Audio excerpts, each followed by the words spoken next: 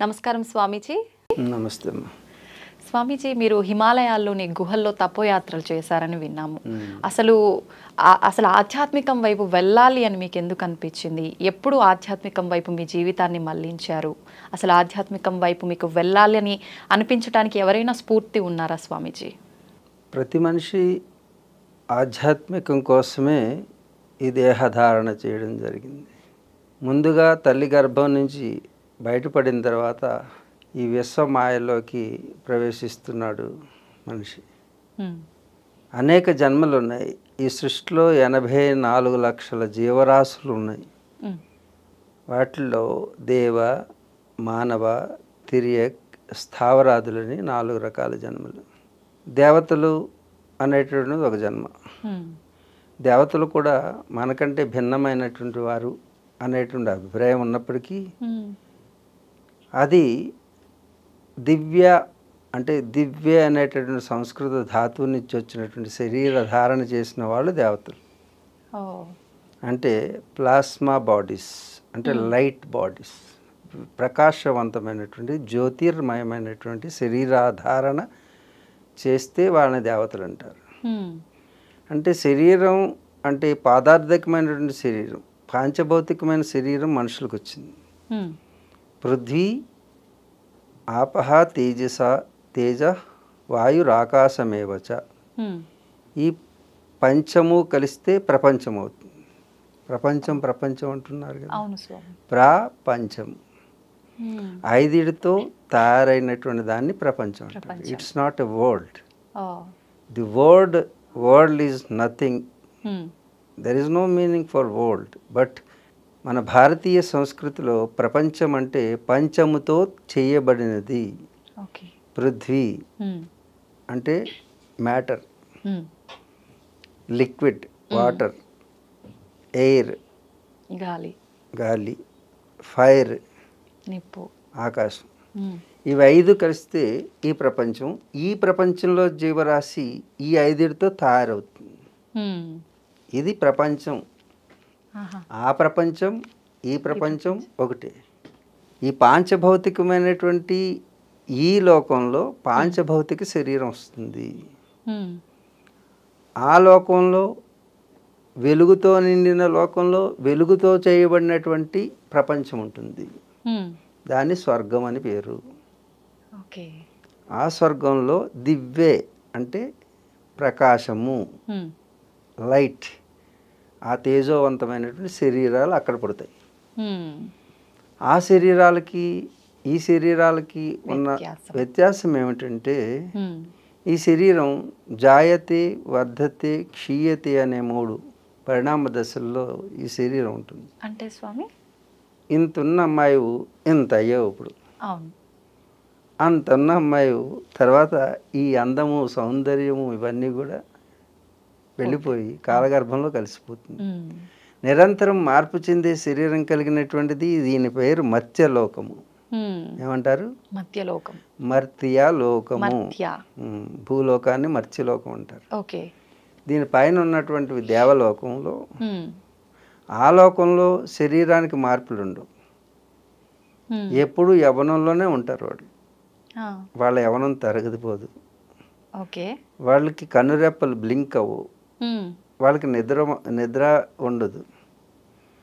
కేవలం సుఖాన్ని అనుభవించడానికి వచ్చినటువంటి దేహాలు దేవతా దేహాలు. అది దేవ. రెండవది మానవ. ఈ మానవులందరూ కూడా ఈ లోకంలోనే పుడతారు. మరి వాళ్ళు ఆ లోకంలో పుట్టినటువంటి వాళ్ళు మమ్మల్ని కూడా ఆ లోకంలోకి తీసుకువెళ్ళొచ్చు కదా. అనే కదా ఇక్కడ ఉన్న వాళ్ళంతా స్వర్గం ఉన్నది, అక్కడికి వెళ్ళిపోతే అన్నీ ఫ్రీగా ఉంటాయి. ఏమేమి ఫ్రీగా ఉంటాయి? ఇక్కడ ఏవైతే మీకు విలాసవంత వస్తువులో, భోగ వస్తువులో ఏది మొట్టమొదటి భోగ వస్తువు? స్త్రీ. అక్కడ ఫ్రీగా దొరుకుతారు స్త్రీలందరూ. అదే 16,000 మంది ఫ్రీగా ఉన్నారు అక్కడ సర్వీస్ చేయడానికి. స్పాలు అవన్నీ ఉన్నాయి. ఇక్కడ స్పాలు అంటున్నారు కదా, అవి అక్కడ ఊరికనే ఫ్రీగా ఉంటాయి. రంభ, ఓరోసి, మేనక, త్రిలోత్తమ, ఘృతాచి 16,000 మంది అప్సరసలు ఉన్నారు. వాళ్ళ సేవలను వినియోగించుకునేవాళ్ళు దేవతలు. అందుకే దేవలోకానికి వెళ్ళాలని అందరూ తాపత్రయపడుతూ ఉన్నారు.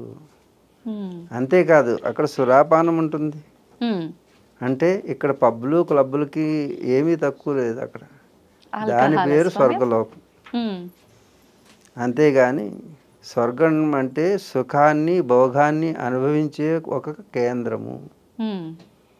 అందుకే అన్య మతాల్లో స్వర్గం ఉందని ఆశ చూపించి మత మార్పిడి చేస్తూ ఉన్నారు. అది కరెక్టే అంటారా స్వామి? మత మార్పిడి ఎవరు స్వర్గాన్ని కాంక్షిస్తున్నారో వాళ్ళకి కరెక్టే. ఈ స్వర్గాలు నరకాలు సుఖాలకి అతీతమైనటువంటిది. ఇవన్నీ భోగాలకు సంబంధించినవి. ఎవరు యోగాన్ని కోరుకుంటున్నారో వారు స్వర్గాన్ని కోరుకోరు. యోగం అంటే నీ యొక్క స్థితిని నీవు చేరడం యోగం. మనం మన స్థితి నుంచి దూరం అయిపోయాం. అసలు మన స్థితి అంటే ఏంటి? అదే వస్తున్నా. మొట్టమొదటి అడిగిన ప్రశ్నకి సమాధానంగా దేవత జన్మ, మనుష్య జన్మ. ఈ మనుష్య జన్మకు వచ్చేటప్పుడు దేవతలు ఆ లోకంలో ఎందుకున్నారంటే కేవలం పుణ్యం చేసిన వాళ్ళు మాత్రమే ఆ లోకానికి వెళ్తారు. మళ్ళా పుణ్యం అంటే ఏమిటి, పాపం అంటే ఏమిటి అనేది అదొక సుదీర్ఘమైనటువంటి అంశం సమాధానం. పుణ్యం చేస్తే దేవతలై పుడతారు. పాప పుణ్యముల కలయికతోటి ఈ భూలోకంలో పుడతారు. ఈ భూలోకంలోనే పుట్టినటువంటి వాడు కేవలం పాపం చేస్తే తిరియకాదులుగా పుడతారు. తిరియకాదులు అంటే వాళ్ళకి కళ్ళు ఉంటాయి, ముక్కు ఉంటుంది, నోరుంటుంది, మనకున్న భాగాలన్నీ ఉంటాయి. కానీ వాటికి నోటితో మాట్లాడేటటువంటిది ఉండదు. బుద్ధి పరిమితమై ఉంటుంది. ఇవి పశువులు, పక్షులు ఇవన్నీ మన చుట్టూనే ఉన్నాయి. ఇంకా ఎక్కువ పాపం చేస్తే చెట్టు గుట్ట పుట్టగా పుడతారు. కొండలు గుట్టలు చెట్లు. ఇది పాషాణమైన జన్మ అంటారు. వీటిని స్థావరాదులు అంటారు.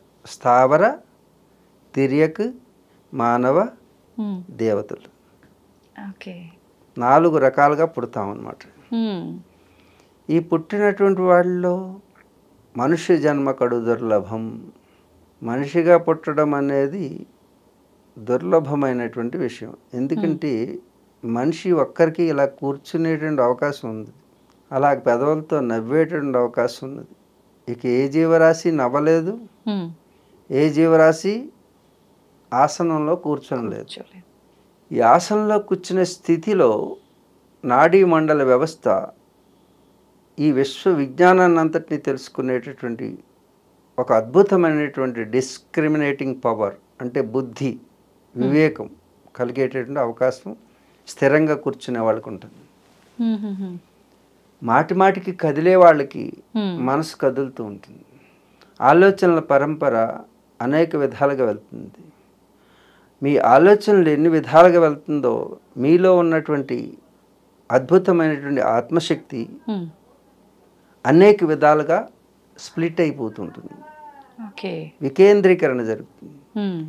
ఆ వికేంద్రీకరణ వలన ఆత్మశక్తిని మనం పొందలేక ఈ భౌతికమైనటువంటి పదార్థిక లోకంలో లౌకికమైనటువంటి సుఖాలని కోరుకుంటున్నాం. సుఖం అనేటటువంటిది ఏ వస్తువులోనూ లేదు, ఏ వ్యక్తుల్లోనూ లేదు. కానీ మనం వెతుక్కుంటున్న సుఖం వ్యక్తులు, వస్తువులు. వస్తువు కొన్నప్పుడు కొత్తదిగా ఉన్నప్పుడు చాలా బాగుంటుంది. అవును, ఆనందమే వేరు. కాలం పరిణామ దశను చూసినప్పుడు అది పాతబడిపోతుంటుంది. శాశ్వతమైనటువంటి సుఖాన్ని ఇవ్వలేదు. వ్యక్తులు శాశ్వతమైన సుఖాన్ని ఇవ్వలేదు. అందుకు ప్రతి మనిషి రోజు వెతుకుతూ ఉన్నాడు, అసంతృప్తితో జీవిస్తూ ఉన్నాడు. సంతృప్తి లేదు. ఎందుకు అంటే మనిషి ఏది వెతుకుతున్నాడో అది దొరకడం లేదు. కానీ వెతకాల్సిందేదో అది తెలియడం లేదు. ఇది తెలియచెప్పేటటువంటిదే భారతీయ తత్వశాస్త్రం. ఆ భారతీయ తత్వశాస్త్రంలో ఈ మనిషి ఎవరు, ఇది పొందాల్సిందేమిటి, ఆ పొందడానికి చెయ్యాల్సిందేమిటి, చేస్తున్నదేమిటి ఈ ప్రశ్నలు వేసుకుని జీవితాన్ని కొనసాగిస్తే అది యోగం అవుతుంది. అలాంటి యోగ మార్గాన్ని పొందేటటువంటి అవకాశం ఈ మానవ జన్మకి మాత్రమే ఉన్నది. అందుకే ఈ మానవ జన్మ మనకు లభించడం కాదు దుర్లభమని శాస్త్రాలు ఘోషిస్తూ ఉంటాయి. అందుకు ఆ మానవ జన్మ మనకు వచ్చింది కాబట్టి ఆ మానవ జన్మతో మనం సాధించాల్సింది ఏమిటి అని తెలుసుకునే ప్రయత్నం చేస్తే మనకి సుఖము శాంతి లభ్యమవుతుంది. ఆధ్యాత్మికం వైపు మీరు ఎందుకు వెళ్ళారు? ఎవరు మీకు స్ఫూర్తి? ఈ ఆధ్యాత్మికం అనేటువంటి ప్రతి ఒక్కరిలోనూ ఉంటుంది. అదే ఈ అన్వేషణ. ఆ అన్వేషణలోనే ఈ ప్రపంచంలో వెతుకుతున్నాం. ప్రపంచంలో బాహ్య ప్రపంచంలో వెతుకుతున్నటువంటిది ఏదైతే ఉందో ఆ ప్రపంచం అంతా తిరగాలంటే అంతరిక్షం వరకు వెళ్ళాలంటే అందుకే సైంటిస్టులు అంతరిక్షంలోకి వరకు వెళుతున్నారు. కనీసం ఈ గ్రహాన్ని విడిచి పక్క గ్రహాన్ని కూడా తెలుసుకోలేకపోయారు. ఈ అనంతమైనటువంటి ఆకాశంలో అనంతమైనటువంటి గ్రహాలను ఎప్పుడు తెలుసుకుంటారు? అందుకే అంతరిక్షంలో ప్రయాణం చేసేది సైంటిస్టులు అయితే అంతరంగంలోనే అంతా ఉన్నదని తెలుసుకుని అంతరంగంలో ప్రయాణం చేసి తెలుసుకున్నవారు సైంటిస్టులు, సెయింట్స్, భారతీయ సనాతన ఋషులు. అందుగురించి ప్రతి ఒక్కరూ కూడా ఆధ్యాత్మిక చింతన అందరిలోనూ ఉన్నది. కానీ అది తెలియక ఆధ్యాత్మిక చింతన అంటే ఆనందాన్ని వెతకడం. ఆనందం అంటే ఎవరు అంటే నీ స్వస్వరూపం. ఆనందం బయట నుంచి రాదు. ఏ వస్తువు నుంచి ఆనందం పొందలేము మనం. మనలో ఉండేదే ఆనందం. ఇతనితో మాట్లాడితే ఇతనితో ఉంటే నాకు సుఖం ఉన్నది అని నువ్వు అనుకుంటేనే సుఖం ఉంటుంది. అవతల వాడు సుఖం ఇస్తే సుఖం ఉండదు. మనం ఫీల్ అవుతాం. You must feel it. That is your experience. You are the centre of everything. Nothing else in this universe. You are the universe. If you feel it, if you experience it, then only happy. It will fulfill. నువ్వు అనుకోకపోతే నీకు ఇంద్రలోకం నుంచి ఇంద్రుడు వచ్చినా నీకేమనిపించదు, సుఖాన్ని ఇవ్వలేరు. అలాగే నీకు చుట్టూ ఏసీలు ఉన్నా నీవు అనుకూలంగా అనుకోకపోతే ఒళ్ళంతా వేడిగా ఉంటుంది. కాబట్టి సుఖం, సంతోషం, ఆనందం వీటి గురించి తెలుసుకోవాలి. సుఖం అంటే ఏమిటి, సంతోషం అంటే ఏంటి, ఆనందం అంటే ఏమిటి చెప్పండి. కేవలం ఈ లౌకికమైనటువంటి వాటి నుంచి నువ్వు సుఖాన్ని పొందవచ్చు, సుఖాన్ని కొనుక్కోవచ్చు. వేడిగా ఉంటే ఒక ఏసీ కొనుక్కోవచ్చు, సుఖంగా ఉందనుకోవచ్చు. నువ్వు అనుకుంటేనే సుఖం, ఏసీ సుఖాన్ని ఇవ్వదు. నువ్వు అనుకోకపోతే అక్కడుండి టెన్షన్ పడుతున్నావు అంటే వాళ్ళంతా చెమటలు పడతాయి. అవును. కాబట్టి నీకు ఏది అనుకూలం అనుకుంటున్నావో నువ్వు అనుకోగలిగితే ఆ వస్తువు నీకు సుఖాన్ని ఇస్తుంది, ఆ వ్యక్తి నీకు సుఖాన్ని ఇస్తారు. నువ్వు అనుకోకపోతే ప్రతికూలమైతే అది నీకు సుఖాన్ని ఇవ్వలేదు. సుఖం అనేది శారీరగతమైంది.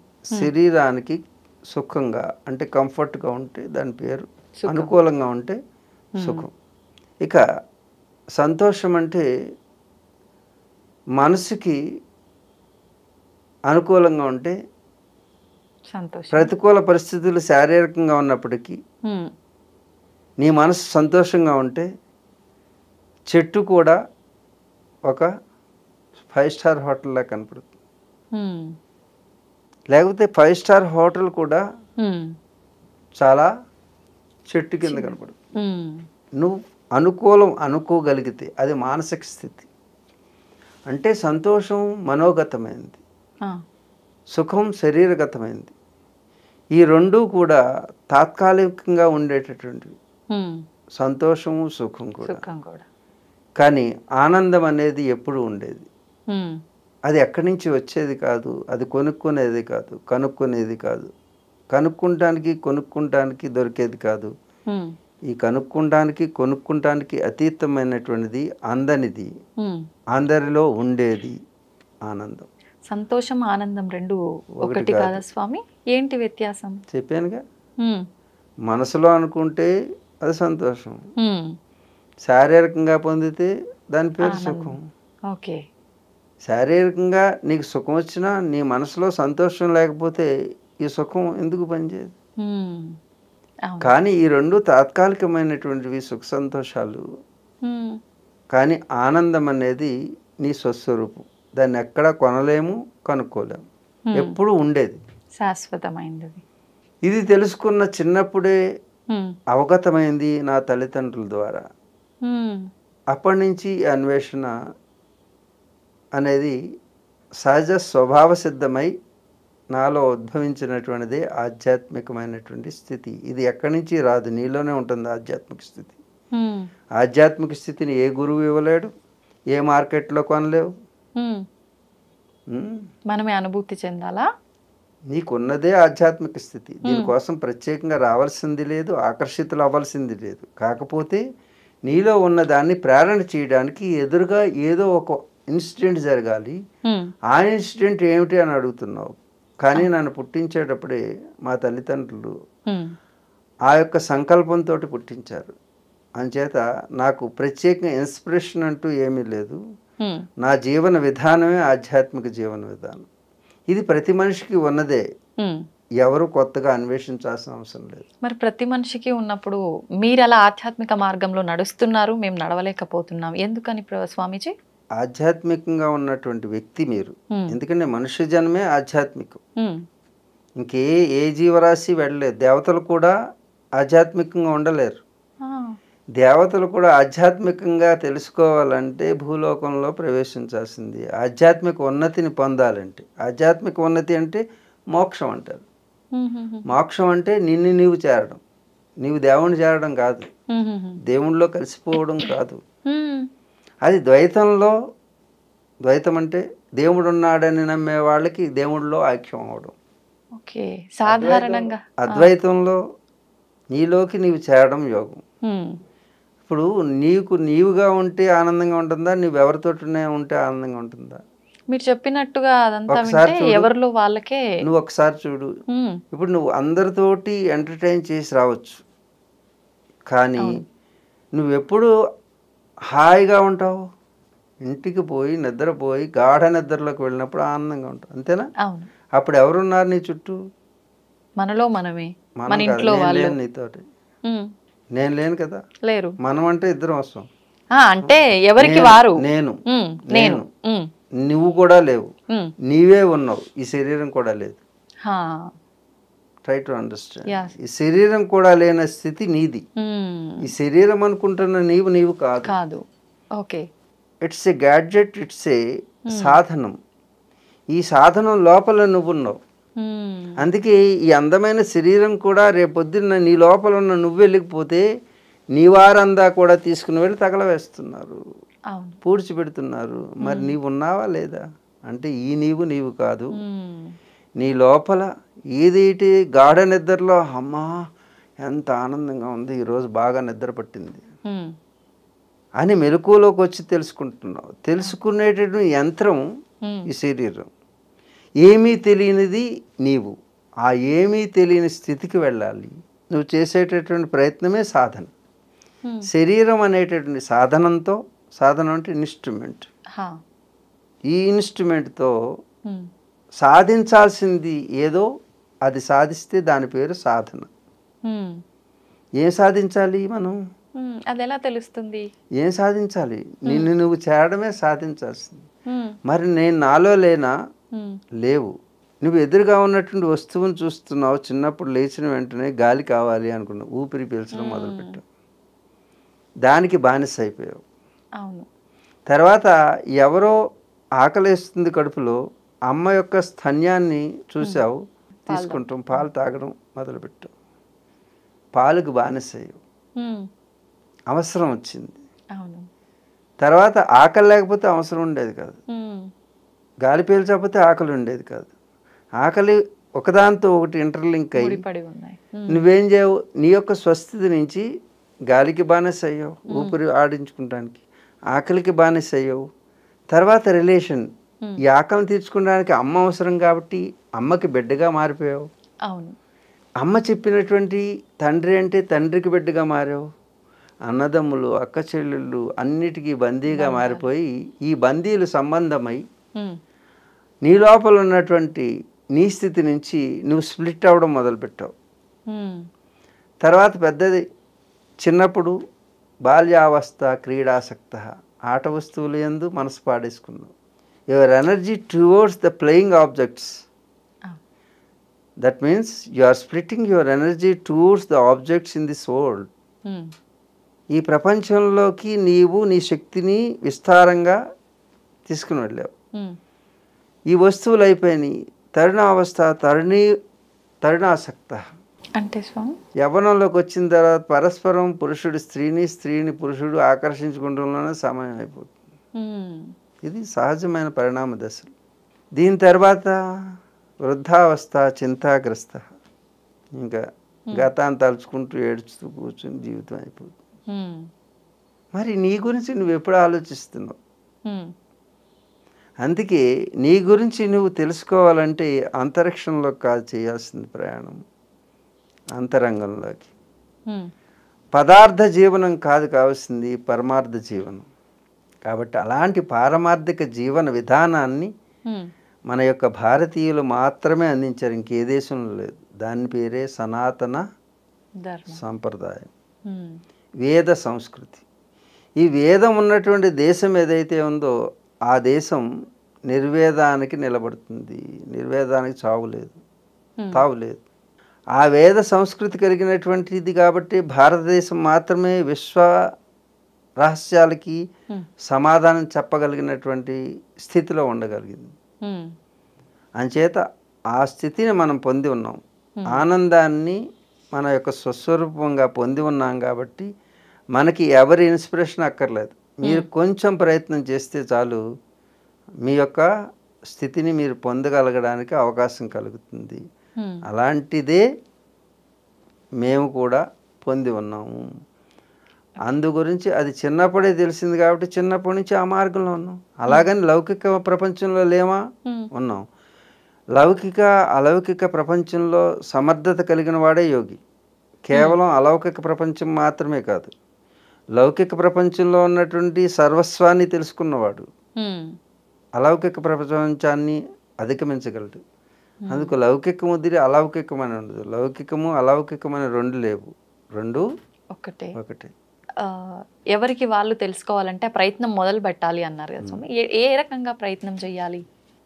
ఒక బ్యాటరీలో ఇన్ని వోల్ట్స్ కరెంట్ ఉన్నది. ఆ కరెంటు ఇన్వర్టర్ ఉన్నది. ఆ ఇన్వర్టర్లోంచి ఇన్ని లైట్లు వేసామనుకో, ఇన్వర్టర్లో కరెంటు త్వరగా పోతుందా? డిశ్చార్జ్ అవుతుంది, పోతుంది కదా. అంటే these are all objects around you. నువ్వు ఎన్నిటి మీద అయితే ఫోకస్ చేస్తున్నావో అన్ని విషయాలకి నీ యొక్క శక్తి వాడితే నువ్వేమవుతావు? వీక్ అవుతావు. రోజుకి అనేక లక్షల ఆలోచనల యొక్క పరంపర నీ మనసులో సాగుతుంది. అవును. అందుకే ఇంటికి వెళ్ళి ఈ ఒంటి మీద ఉన్న అలంకరణ తీసి అవతల పడేసి హాయిగా చిన్న గుడ్డ వేసుకు పడుకుంటే ఉన్నటువంటి చూడు. ఇప్పుడు వరకు ఈ లోకానికి ఇన్ని కావాలి ఆబ్జెక్ట్స్, కానీ నీకేం కావాలి? ఏమీ వద్దు, అక్కర్లేదు. నువ్వు ఏకాంతంగా ఉన్నప్పుడు వచ్చేటటువంటి అర్థమవుతుందా? అంటే ఇవన్నీ అవసరమా అనవసరాలా? అనవసరం. అనవసరాల కోసం నీ జీవితాన్ని వెచ్చిస్తున్నావు, అవసరం కోసం కాదు. నీ అవసరాలన్నీ కూడా ఈ ప్రకృతి ఇచ్చింది సహజంగా. గాలి అవసరమా? ఫ్రీగా వచ్చిందా? ఇది కొనుక్కుంటే వస్తుందా? కొనుక్కుంటే ఎంత డబ్బు అవుతుంది? చాలా. నీరు ఫ్రీగా వచ్చిందా? కానీ కొనుక్కుంటాం మొదలుపెట్టాం. అగ్ని ఫ్రీ, వేడి. భూమి ఫ్రీగా వస్తుందా రాదా? ఇప్పుడు అన్ని డబ్బులు పెట్టే కదా. నువ్వు అమ్ముకుంటాం మొదలుపెట్టావు, నమ్ముకుంటాం మానేసి. అవన్నీ ప్రకృతి ఫ్రీగా ఇచ్చిందా? ఉచితంగా ఇచ్చింది కదా. ఇవన్నిటికంటే వాల్యూ అయింది ఈ సృష్టిలో ఏదైనా ఉంది? ఈ ఐదిటికంటే వాల్యూ అయింది భూమి, నీరు, అగ్ని, వాయువు, ఆకాశం. ఈ ఐదు అన్నిటికంటే ముఖ్యమైనవి, విలువైనటువంటి పంచభూతాలని ఈ సృష్టి ఊరికనే ఇస్తే మరి నువ్వు కొనుక్కునేవన్నీ కూడా వీటికంటే ఖరీదైనవా తక్కువ? ఏవి ఖరీదైనవి? ఫ్రీగా వచ్చిన ఎప్పుడైనా విలువ తక్కువనే అనిపిస్తాయి స్వామి. అనిపిస్తుంది నీకు, కానీ విలువ విషయంలో ఏది విలువైంది? ఇవే విలువైంది. ఒక్కసారి గాలి ఆపేసాం అనుకోండి, ఈ సృష్టి అంతా ఒక్కరోజు చచ్చిపోతుంది. అంతే కదా. ఈ భూమి ఒకసారి కృంగిపోయింది అనుకోండి, పౌడర్ అయిపోయింది అనుకోండి, మనం గొప్పవాళ్ళు అనుకున్న ఒక్కరు ఉంటారా ఇక్కడ? లేదు. మరి ఏది విలువైంది? ఇదే నీకు రోజంతా 24 గంటలలో 12 గంటలు వెలుగునిస్తున్నాడే సూర్యభగవానుడు. ఆయన ఇవ్వకపోతే మీ ఇన్వర్టర్లు మీ మీ యొక్క ఇవన్నిటికీ ఎంత ఖర్చు అవుతుంది చూసారు. దేవుడు వెలిగిస్తే మనం వెలుగుని కొనుక్కుంటున్నాం. మనిషి స్వార్థంతో భూమిని అమ్మడం మొదలుపెట్టాడు. నమ్ముకుంటే మనకు భోజనం పెట్టేది. అలాంటి భోజనం పెట్టి అమ్మని అమ్ముకుంటాం మొదలుపెట్టాడు. నమ్ముకుంటాం మాని భూమి పో అనుకుంది. భూమి తర్వాత నీరు మీరై మీకు జీవజలమై మిమ్మల్ని నిలుపుతున్నది నీరైతే అది ఉచితంగా ఇస్తుంది. నీరు లేకపోతే ఒక గంట బ్రతకలేవు. ఆ నీరు ఈ శరీరంలో జీవమై నిన్ను నిలుపుతుంది. ఆ నీటికి విలువ కట్టగలవా? కానీ దాన్ని కూడా అమ్ముదడం మొదలుపెట్టాడు మనిషి స్వార్థం. అగ్నిని అమ్మడం మొదలుపెట్టాడు. వాయువుని అమ్మడం మొదలుపెట్టాడు. రేపటి నుంచి మీ ముక్కుకి కూడా మీటర్ పెట్టేటటువంటి వస్తాయా స్వామి? మీ ముక్కుకి మీటర్ పెడతారు. ఎంత గాలి పీల్చావో దానికి డబ్బు కట్టండి. ఇవి రేపు రాబోయే కార్పొరేట్ వ్యాపారాలన్నీ ఇలాగే ఉంటాయి. అగ్నిని అమ్ముతున్నారు చూశారు కదా. ఈ కరెంట్ ఇవన్నీ కూడా అమ్ముతున్నారు. నీటిని అమ్ముతున్నారు. వాయువుని అమ్మడం మొదలుపెట్టారు. ఇప్పుడు మీకు వచ్చినాయి ప్యూరిఫైయర్స్ అని అమ్ముతున్నారా? మీ గాలి మీ ఇంట్లో గాలిని మీకు అమ్ముతారు. తర్వాత ఇంక మిగిలింది ఆకాశం. ఆకాశం కూడా అమ్మడం మొదలుపెట్టారు. తెలుసా తెలీదా? ఆకాశంలో కాలనీస్ రాబోతున్నాయి. అవునా? Space colonies. ఆ అంతరిక్షంలో మీకు రియల్ ఎస్టేట్ మొదలవుతుంది. రాసుకోండి. యోగి ప్రభాకర్ చెప్తున్నటువంటి భవిష్యత్. భూమి మీద కాలనీలు అయిపోయినాయి, చంద్రుడి మీద కాలనీలు అయిపోయినాయి, అమ్మేశారు. మార్స్ మీద కాలనీలు అయిపోయినాయి. ఇక అంతరిక్షంలో కాలనీలు వస్తాయి, స్పేస్ సిటీస్. ఓకే, ఎప్పుడు చూడబోతున్నాం స్వామి? మీరు వితిన్ ఒక 10-20 ఇయర్స్లో మార్స్ మీద మీ పిల్లల్ని ఇస్తారు. అమెరికా ఎవరు? చంద్రమండలంలో ఇస్తారు మీ పిల్లల్ని. మా అల్లుడు చంద్రమండలం G20లో చేస్తున్నాడు, లేకపోతే స్పేస్ స్టేషన్లో చేస్తున్నాడు. ఏం చేస్తున్నాడంటే స్పేస్ వాకర్గా చేస్తున్నాడు అంటే జాబ్కి ఆశ్చర్యంగా వింతగా ఉంది స్వామి. స్పేస్ సిటీస్ తయారవుతాయి. స్పేస్ సిటీస్ మీరు మడత పెట్టుకుని మీ ఇల్లుని తెచ్చుకుని జేబులో పెట్టుకుని తెచ్చుకోవచ్చు. మీ ఇల్లు అన్ని గొడ్డతోటి ఇల్లు ఉంటాయి, కాలిపోవు. అన్ని గదులు మీరు గొడ్డలతోటి చేసుకుంటారు. మీ ఇల్లుని మీరు మడత పెట్టుకుని తెచ్చేసుకోవచ్చు. ఈ ఇల్లు ఉండవు. ఈ అంతరిక్షం అమ్మడంతో ప్రపంచ వినాశనం పూర్తయిపోతుంది. ఎందుకంటే పృథ్వీ ఆపహ తేజ వాయుర్ ఆకాశమేవచ 5 భూతాలను ఎప్పుడైతే అమ్ముకున్నాడో అప్పుడు ఈ మనిషి వినాశనం పూర్తయిపోయింది. ఒక సైకిల్ పూర్తయిపోతుంది. మరలా రీజనరేషన్ స్టార్ట్ అవుతుంది. మళ్ళా సృష్టి మరలా మొదలవుతుంది. అంటే అప్పుడు మనం అంతా ఎవరం? నేను ఉండను, నువ్వు ఉంటావో లేదో నాకు తెలియదు. అంతమైపోతుంది అంటే ఎవరు ఉంటారనే కదా. మనం శాంపిల్ చూపించాం కదా, కరుణ కరుణ కరుణ కరుణ చూపిస్తేనే అలా ఉంది. ఇక ఈ పంచభూతాలని అమ్మేసుకుంటే మనిషి నమ్ముకోవాల్సిన మనిషి అమ్ముకుంటున్నాడు. ఇది స్వార్థం ఎప్పుడైతే పెరిగిపోయిందో, పరార్థత ఎప్పుడైతే తరిగిపోయిందో తనలో జీవశక్తి అంతా కూడా నిర్వీర్యం అయిపోతుంది. ధర్మానికి హాని కలిగింది కాబట్టి. ఓకే, అంటే కలియుగం అంతమైపోతుంది అంటారు, అట్లా అనుకోవచ్చా స్వామి? కలియుగం 4,32,000 సంవత్సరాలు. ఎన్ని? 4,32,000 దాని ఆయుష్. మామూలు ఆయుర్దాయం ఎంత? 100 సంవత్సరాలు కదా మనిషికి. మనకి ఏ విధంగా 100 సంవత్సరాల ఆయుర్దాయం ఉందో అలాగే యుగానికి కూడా ఆయుర్దాయం ఉంటుంది. బ్రహ్మగారికి ఆయుర్దాయం ఉంటుంది, విష్ణువుకి ఆయుర్దాయం ఉంటుంది, శివుడికి రుద్రుడికి ఆయుర్దాయం ఉంటుంది. ప్రతి ఒక్కరు చనిపోతారు. బ్రహ్మ విష్ణు మహేశ్వరుడు కూడా చనిపోతారు. దేవతలకు కూడా చావు ఉందా స్వామి? దేవతకు చావు ఉండదని ఎవరో చెప్పారు. అది ఒక జన్మ. జంతువుల వాళ్ళు కూడా, దేవతలు కూడా జంతువులే. జంతువు అనే పదానికి అర్థం ఏమిటంటే జాయతే, ఏదైతే పుట్టినదో అది జంతువు. వాళ్ళు కూడా పుట్టిన వాళ్ళే కదా దేవతలవుగా. పుట్టిన ప్రతిదాన్ని జంతువు అంటారు. జాయతే అంటే పుట్టడం. పుట్టావా నువ్వు జంతువు. చీమ పుట్టిందా? జంతువు. దోమ పుట్టింది జంతువు. భామ పుట్టింది జంతువు. చీమైనా దోమైనా భావమైనా జంతువే. అలాగే దేవత అయినా పుడితే జంతువు. ఏదైతే పుట్టిందో దానికి 3 పరిణామ క్రమాలు ఉంటాయి. ఏమిటంటే జాయతే, వర్ధతే, క్షీయతే. జాయతే అంటే పుట్టడం, పుట్టిందా పెరగడం సహజమైన పరిణామ క్రమం. పెరిగిందా చనిపోతుంది. కానీ దేవతలు ఆ అంటే ఆ జన్మని వదిలేసి మరో జన్మ తీసుకుంటారు లోక కళ్యాణార్థం కోసం అంటారు, కానీ చనిపోతారు పుట్టుక చావులని ఎక్కడ వినలేదు కదా స్వామి. నీ కాలంలో, నీ వయసులో, నీవు చేయగలిగిన సమయంలో ఆ రూపం ఈ రూపం ఈ రూపం ఎన్ని మార్పులు వచ్చింది? అప్పుడు ఫోటో ఇప్పుడు ఫోటో ఒకలాగా ఉందా? లేదు లేదు. అలాగే మార్పులు ఎన్ని అవతారాలు ఎత్తావు నువ్వు? బాల్యం, కౌమారం, యవ్వనం, వృద్ధాప్యం అన్నిట్లో నీ రూపం మారింది. అలాగే వాళ్ళకి కూడా ఆ యొక్క స్థితిని బట్టి ఆ రూపాలు మార్చుకుని వాళ్ళు వారి పని చేస్తుంటారు. చ అంటే కామరూపులు. వాళ్ళు ఏ రూపం కావాలంటే ఆ రూపాన్ని ధరించేటువంటి శక్తి వాళ్ళకు ఉంది, మనకు లేదు. ఉన్నది నీకు కూడా. నువ్వు ఒక సినిమాలో ఒక యాక్టర్గా ఉంటే ఇంకొక సినిమాలో ఇంకొక హీరోయిన్ ఇంకొక పాత్ర ఉంటుంది. ఇది చేయొచ్చు నువ్వు, పాత్రలు మాత్రమే మార్చొచ్చు. అలాగే వాళ్ళు కూడా పాత్రలు మారుస్తున్నారు. పాత్రను బట్టి వేషధారణ రూపం ఎలా వస్తుందో ఆ స్క్రీన్ మీద వాళ్ళు ఈ స్క్రీన్ మీదకి అలాగే వస్తున్నారు. అంతే, దెర్ ఇస్ నో డిఫరెన్స్. వాళ్ళ యొక్క కాల పరిణామం ఎక్కువ. ఆ పరిమాణాన్ని బట్టి వాళ్ళు అవతారాలు. ఎంత ఉంటుంది స్వామి అంటే చెప్పచ్చా? చెప్తాను. 4,32,000 సంవత్సరాల కలియుగం ఈ కలియుగం. అందుకే ఈ కలియుగం ప్రథమ పాదంలో ఉన్నాం. 5,000 సంవత్సరాలు అయింది మనకి, 5,200. 4,32,000 సంవత్సరాలు ఉంది కలియుగం. అప్పుడే ఇంకెంత ఉంది? కలియుగం అంతం ఎలా అవుతుంది? అవునవును, 4,32,000 సంవత్సరాలు అయితేనే కలియుగం అంతం అవుతుంది. మరండి ఇప్పుడే భరించలేకపోతున్నాం ఈ దాష్టికాలు ఏమిటి అని అడుగుతుంటారు చాలా. ఈ దాష్టికాలు పరాకాష్ఠకు వచ్చినప్పుడు మళ్ళీ సైకిల్ స్టార్ట్ అవుతుంది. దాష్టికం పరాకాష్ఠకు వచ్చిన తర్వాత మళ్ళీ ధర్మం, పాత పాలు తాగడం, పాత కొర్రలు తినడం, పిడకలతోటి వంట చేసుకుంటాం, పుల్లలతో వంట చేసుకుంటాం, మళ్ళీ మొదలవుతుంది. పాత పంటలు మళ్ళా దున్నుకుంటాం, ఆవును కట్టేసుకుని పాలు పితుక్కుంటాం, ఈ నైటీలు ఇవి మానేసి చీరలు కట్టుకుంటాం,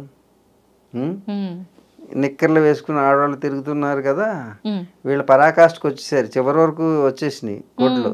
పెద్ద 7 గజాలు చీరలు చిన్నవి అయిపోయినాయి కదా, మళ్ళీ ఇవి పొడుగు అయిపోతాయి. ఇలా సైక్లింగ్ జరుగుతుంటుంది. అంతేగాని ఏ పరాకాష్ఠ లేదు, ఏమీ ఉండదు. ఇది కాలచక్రం అనమాట. ఇలా పైకి వచ్చేస్తుంది, మళ్ళీ కిందకి వెళ్ళిపోతుంది. అందుగురించి పాత అలవాట్లన్నీ మళ్ళీ వచ్చేస్తాయి. అలాంటి వాళ్ళని ఇప్పుడు పిలుస్తున్నారంటే మొన్నటి వరకు పబ్లు క్లబ్లు నిండిపోయి ఇప్పుడేమో ఆశ్రమాలు నిండిపోతున్నాయి. అంటే పూర్వకాలానికి వెళ్ళిపోతున్నారు అందరూ. ఈ సైకిల్లో అది పెద్ద మాకేం విచిత్రం అనిపిస్తుంది.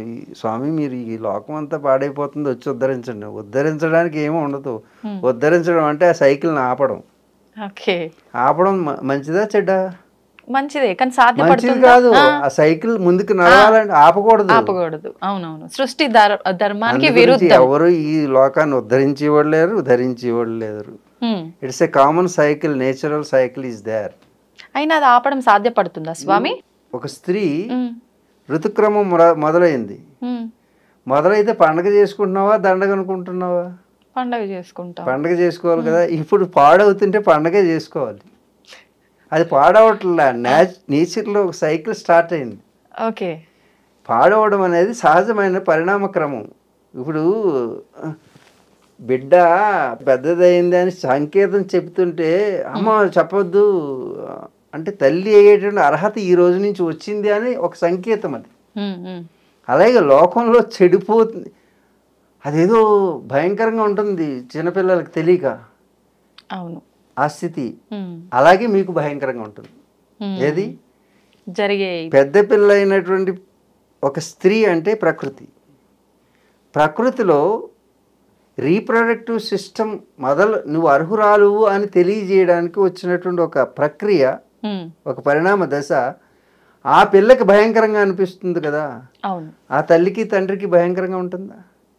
మరి తల్లిదండ్రుల పొజిషన్లో ఉన్నటువంటి మాకు ఈ లోకం చెడిపోతుందంటే మాకే భయం లేదు, చెడిపోతుంది. వెళ్ళిపోతుంది అని. లోపల ఉన్న చెడు పోతుంది అని ఆ తల్లికి ఎలా తెలుస్తుందో మాకు అలాగే తెలుస్తుంది. మేము ఉద్ధరించట్లేదా అంటే ఉద్ధరించాల్సింది ఏమీ లేదు, చూస్తూ ఉండడం, దాని గురించి తెలుసు కాబట్టి ఈ లోకం గురించి మేము కంగారు పడం. బిడ్డ యొక్క రజస్వలం చూసి ఆ తల్లి పొంగిపోతుంది, బిడ్డ ఇబ్బంది పడుతుంది. ఇబ్బంది పడడం కాదు, కంగారు పడిపోతుంది. అవును, అర్థమైందా? ఆ బిడ్డ స్థితి ఈ లోకంది, ఆ తల్లి స్థితి మాది. ఓకే, ఇప్పుడు చెప్పు, లోకం చెడిపోతుందా చెడు పోతుందా? మీకు తెలిసినంత వరకు చెడు పోతుందని తెలుసున్నంత వరకు చెప్పు.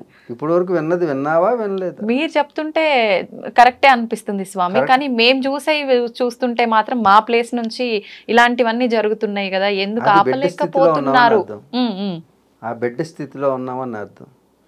నా స్థితికి రావాలంటే నువ్వు కూడా అనుభవం వస్తే వస్తుంది, తప్పదు. ఈ లోకం అంతా కూడా బిడ్డ స్థితిలో ఉంది కాబట్టి తండ్రి స్థితిలో యోగులు ఉంటారు కాబట్టి వాళ్ళకి ఏం కంగారు లేదు. వాళ్ళని ఉద్ధరించాలా అని అనుకుంటారు, వాళ్ళు సహజం. తల్లి ఏంటి ఇలాగ ఆనందంతో పండగ చేస్తుంది, నాకెంత ఇబ్బందిగా ఉంటే కడుపు నొప్పి వచ్చింది, ఇవి వచ్చింది, అవి వచ్చింది, అంత బాగాలేదు, చిరాకుగా ఉంది అనిపిస్తుంది. ఆ బిడ్డ స్థితి ఆ తల్లికి ఉండదు, తనకు ఆనందం వస్తుంటుంది.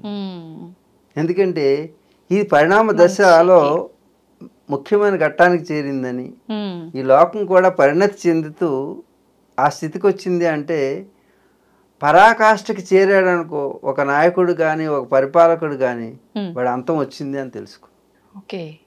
ఇప్పుడు జరాసంధుడు కానీ అర్థం, జరాసంధుడు ఎంత ఇబ్బంది పెట్టాడు, పరాకాష్ఠకి వచ్చి. గజాసురుడు దేవుణ్ణే కడుపులో పెట్టేసుకోవాలనుకున్నాడు, జరాసంధుడు భూమిని అంతటిని పొందేయాలనుకున్నాడు. చెట్టు గుట్ట పుట్ట రాయి రప్ప మట్టి మశానం అన్నీ అమ్మేసుకున్నాడు.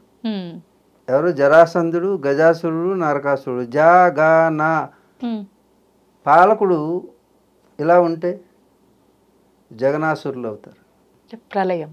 ఇది తెలిసిన యోగులు తల్లి స్థితిలో ఉంటారు. కాబట్టి ఇది పరిణామ దశలో నాయకులు పుడుతుంటారు, వినాయకులు పుడుతుంటారు. ఇది ఒక కాలచక్రం. ఆ కాలచక్రంలో జరిగేటువంటి నువ్వు ఏ పొజిషన్లో ఉన్నావో అక్కడి నుంచి భయం అనిపిస్తుంది. కానీ నీ తర్వాత జనరేషన్కి అది అలవాటు, వాళ్ళేం కంగారు పడరు, ఎందుకంటే వాళ్ళు ఆ స్థితిలోనే పుట్టారు. నీకు గతం తెలుసు కాబట్టి గతం కంటే భిన్నంగా అనిపిస్తుంది, కాబట్టి నీకు అది కంగారుగా అనిపిస్తుంది. మీ బిడ్డను చూసి, మీ ఆడపిల్లను చూసి నువ్వేమనిపిస్తావు? ఈ పిల్ల నా మాట వింటలేదు, ఏవేవో అలవాట్లు ఉంటుంది. వాళ్ళ అలవాట్లు అవి, నీ అలవాట్లు అవి. నీ అలవాట్లో ఏళ్ళుంటే ఈ జనరేషన్ ఎందుకు అవుతుంది? అంచేత ఏ తల్లులు కంగారు పడకండి, మీ బిడ్డలు సేఫ్, వాళ్ళ సంరక్షణ వాళ్ళు చూసుకుంటారు. కాబట్టి మనం ఉద్ధరించక్కడ, భయపెట్టకుండా ఉంటే చాలు. మీరు భయపెట్టకుండా ఉంటే వాళ్ళ అభయం వాళ్ళలో వస్తుంది. భయంతో కాలాన్ని అర్థం చేసుకోండి, కాలచక్రాన్ని అర్థం చేసుకోండి, సమాజాన్ని అర్థం చేసుకోండి. ఇవన్నీ పరిణామ దశలు.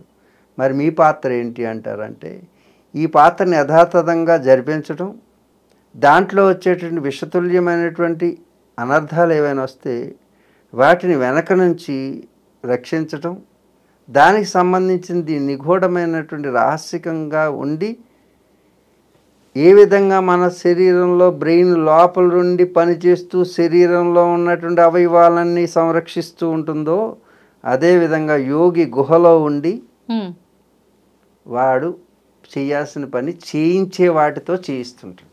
ఇప్పుడు అర్థమైందా? మీరు గుహల్లో ఎందుకుంటారంటే మీ బ్రెయిన్ ఎందుకు గుహలో ఉంది? మీ బ్రెయిన్ ఎక్కడ ఉంది? బయటకు వచ్చిందా ఎప్పుడైనా? లేదు. మరి కాళ్ళు ఏమో నడుస్తున్నాయి, చేతులేమో చేస్తున్నాయి, కళ్ళేమో చూస్తున్నాయి, చెవులేమో వింటున్నాయి, ముక్కేమో వాసన చూస్తుంది, పళ్ళేమో కొరికేస్తున్నాయి, పెదాలేమో నవ్వేస్తున్నాయి. ఇన్ని పనులు చేస్తుంటే వీళ్ళందరూ మీరెందుకండి లోపల కూర్చున్నారు అని అడిగిందనుకో ఎవరైనా మీ బ్రెయిన్ని, నువ్వు సమాధానం చెప్పు, అప్పుడు నేను సమాధానం చెప్తాను. అందుకు అందరూ బయటకు రారు, కొందరు లోపల ఉంటేనే ఉండాల్సిన ముఖ్యమైనటువంటి వాళ్ళు లోపల ఉండాలి. అది హిమాలయాలు.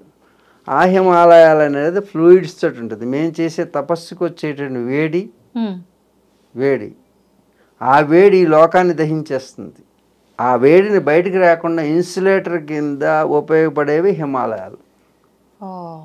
కరెంటు ప్రవహించే ఒక విద్యుత్ తీగకి పైన ప్లాస్టిక్ తోటి ఒక స్లీవ్స్ వేస్తారే, మరి ఒక యోగిలో వచ్చేటటువంటి శక్తిని ఈ విశ్వం అంతా వ్యాపింపచేసే శక్తి, కేంద్రమైనటువంటి యోగి తనలోంచి వెలువరించేటటువంటి శక్తిని స్టిమ్యులైజ్ చేసి ఫిల్టరైజ్ చేసి ఈ లోకానికి అందించాలి. అవును. ఈ శరీరంలో ఉన్నటువంటి నాడీ మండల వ్యవస్థ ఎంత ఉందో తెలుసా? 72,72,10,211 నెర్వ్స్ ఉన్నాయి. కమ్యూనికేషన్. ఓకే. ఈ వేలు ఇలా కదలాలంటే దీనికి ఎంత మెకానిజం, సిగ్నలింగ్ ఎక్కడి నుంచి రావాలి, కమాండ్ ఎక్కడి నుంచి రావాలి? Command centre, central commanding centre, brain. ఇక్కడ ముట్టుకున్న వెంటనే వేలుతోటి కొట్టాడనే సంగతి దీనికి తెలిసిపోయింది, దానికి ఆన్సర్ కూడా ఇచ్చేసింది. ఏ కమ్యూనికేషన్ సిస్టమ్ ఉంది ఈ ప్రపంచంలో సైంటిస్ట్ కనిపెట్టాడు? అందుకే ఈ శరీరం అనేటటువంటి దానికంటే మించిన కమ్యూనికేషన్ సిస్టమ్ ఇంకేదీ లేదు. చిన్న దాంతో ఛానల్స్ అన్నీ, ప్రపంచంలో ఛానల్స్ అన్నీ చూస్తున్నావే, మరి యోగి తన లోపల నుంచి ఎన్ని ఛానల్స్ చూడగలడు? మనిషి కనిపెట్టిన మిషనే ఇన్ని ఛానల్స్ని చూపిస్తుంటే నీవు ఎన్ని ఛానల్స్ని చూడగలవు లోపల? విశ్వాన్ని అంతటినీ చూడగలిగినటువంటి విశ్వదర్శినివే నీవు. కానీ ఆ గ్యాడ్జెట్ని అందుకు ఉపయోగించట్లేదు నువ్వు. ఈ శరీరాన్ని వాడడం లేదు. అందరి శరీరంలోనూ ఈ శక్తులన్నీ ఉన్నాయి. నువ్వు ఆకాశంలో ఎగరగలవు, నీటిలోనూ కూర్చోగలవు, అగ్నిలో ప్రశాంతంగా కూర్చోగలవు. ఎలా సాధ్యపడుతుంది? ఎప్పుడైతే బాహ్యమైనటువంటి విషయాల వైపు నీ శక్తిని you are draining your energy towards particular objects, worldly objects, ప్రాపంచిక వస్తువుల మీద, వ్యక్తుల మీద నువ్వు నేనేమి ఎక్కడ ఏమి చూడనండి, కళ్ళు మూసి కూర్చుంటాను అని అన్నావు అనుకో, మనసు ఓపెన్ చేసి కలలు కంటుంటావు. దానికి ఎంత ఎనర్జీ కావాలి? అవును. ఆ ఎనర్జీ లూజ్ అంటే డ్రైన్ అవ్వడం వలన రీకన్స్ట్రక్ట్ చేసుకుంటానికి మన ఎనర్జీని బయట నుంచి తీసుకుంటున్నాం అనమాట. ఇప్పుడు యోగులు ఏం చేస్తారు? పంచభూతాలు అయినటువంటి ఏవి చూడరు, ఏవి వినరు. ఇప్పుడు నువ్వు ఇక్కడ అనేక డెసిబుల్స్ వాయిస్ నా దగ్గర పెట్టేసి నా చెవులు ఎదురుగా నువ్వు నన్ను టెస్ట్ చేస్తే నీ చెవులు పగులుతాయని, కానీ నేను మాత్రం చెవుల్ని డిస్కనెక్ట్ చేసేస్తాను. నువ్వు పెట్టుకుని చూడు, ప్రాక్టికల్గా చూడండి. కెమెరా ఉంది, చుట్టూ పంచ అగ్నిని పెట్టేసి ఎండలో పెట్టు, నేను కూర్చుంటాను. అప్పుడు ఆ అగ్నిని నేను డిస్కనెక్ట్ చేస్తాను. అంటే నా శరీరం నుంచి రిసీవింగ్ చేసుకుని ఆపేస్తాను. అంటే మీ శరీరం పైన పడదు, రిసీవ్ చేసుకోకుండా ఆపేయి, డిస్కనెక్ట్ చేయి. ఓకే. చూడు, అప్పుడప్పుడు నువ్వు అమ్మాయి నేను ఇప్పుడు వరకు మాట్లాడుతున్నాను, ఏమిటి నువ్వు ఆలోచిస్తున్నావు అంట. వినపడలేదు గురూజీ, ఇప్పుడే అన్నావు కదా. అంటే you are thinking something else, you are not here, you are disconnected from me. అంతే. చూసా, అర్థమైందా నీకు? టెక్నిక్ వచ్చేసింది కదా. ఇప్పుడు కూడా టెక్నిక్ వచ్చేస్తుంది. నువ్వు ఎండలో ఉండి నేను ఎండని నేను తీసుకోను అనుకుంటే చెమటలు పట్టవు.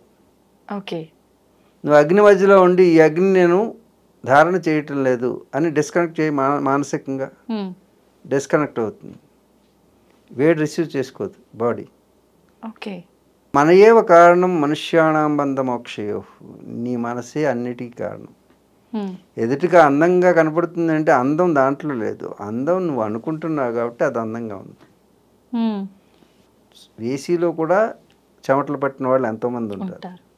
ఇంత ఆస్తి ఉంది అని అనుకుని ఆనందించే వాళ్ళ కంటే ఈ ఆస్తి పోతుందేమో అని భయపడే వాళ్ళు ఎక్కువ మంది ఉన్నారు, ఆస్తిపరులు. అవును. చూసావా? అంటే ఆస్తి ఏది కూడా నీకు సుఖం లేదు, సుఖం అనేది నీవే. బీచ్ దగ్గరికి వెళ్ళి ఈ సముద్రం అంతా నాదే అంటుంటాను మా వాడికి. అనుకున్నాను నాదే అనుకుంటే అయిపోతుందా స్వామి? అనుకో, అనుకుంటే ఏది అవ్వలేదు నీకు. పలానా వాడు భర్త కావాలంటే అయ్యాడా? అవుతున్నాడా? నాకు పిల్లలు పుట్టాలంటే పుడుతున్నారా? ఇవన్నీ ఉద్యోగం చేయాలంటే వచ్చిందా? మరి అనుకున్నావు కాబట్టి వచ్చింది, అది అనుకోవు కాబట్టి రావట్లేదు. సముద్రం నాదనుకో, వెళ్ళు, దాంట్లో ఉండు, ఎవడు కాదన్నాడు? ఉండలేమండి, ఇంత ఇల్లు కావాలనుకున్నాం, అంత ఇల్లే వచ్చింది. నాకు హిమాలయాలు అంతా నాదే అనుకున్నాను కాబట్టి హిమాలయాలు నాదైంది. నువ్వు అనుకోలేదు కాబట్టి నీ ఇల్లే నీది అవ్వట్లేదు.